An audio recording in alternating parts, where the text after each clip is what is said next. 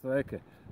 Pirmoreiz dzīvē esmu atbraucis uz Ventspilu dienā. Ja? Līdz šim es esmu pāris reizes braucis ar kuģi uz Zviedriju, bet tas naktī, un tad neko neredz, ja? kas te patiesībā ir. Šodien mēs iedomājamies, iebrauksim dienā.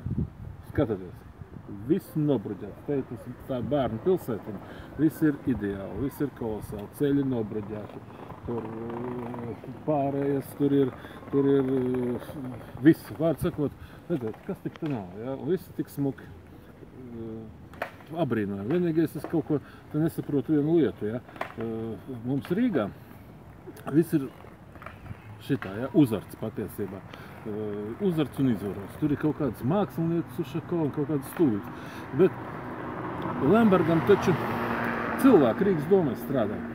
Maija Rubina, tā ir enerģētikas aģentūras šefene, Askolts Kļaviņš, šitas te komunālā departamenta direktora vietnieks, Ivo Lecis, Rīgas nama pārvaldnieks, 5000 mājas it kā apsaimnieko, ja? Un šeit, lūk, paskaties, ja, māja, ja? Tā ir dzīvojamā māja, viņa ir renovēta, pagriezās uz šiem, ja? Rīgā nekā tāda nav. Lemberga cilvēki ir, it kā Lembergs pieredzējis tāds saimniecisks darbinieks, par to politiku negrib, ja, bet, vecim, ir saimnieciskais ķēriens, ka te viss ir iztaisīts, ja. Viņa cilvēki Rīgā ir, ja, a Rīgā nekā nav. Ir Ušakovs, ja. Tā ir brīnumi. Labi, čau.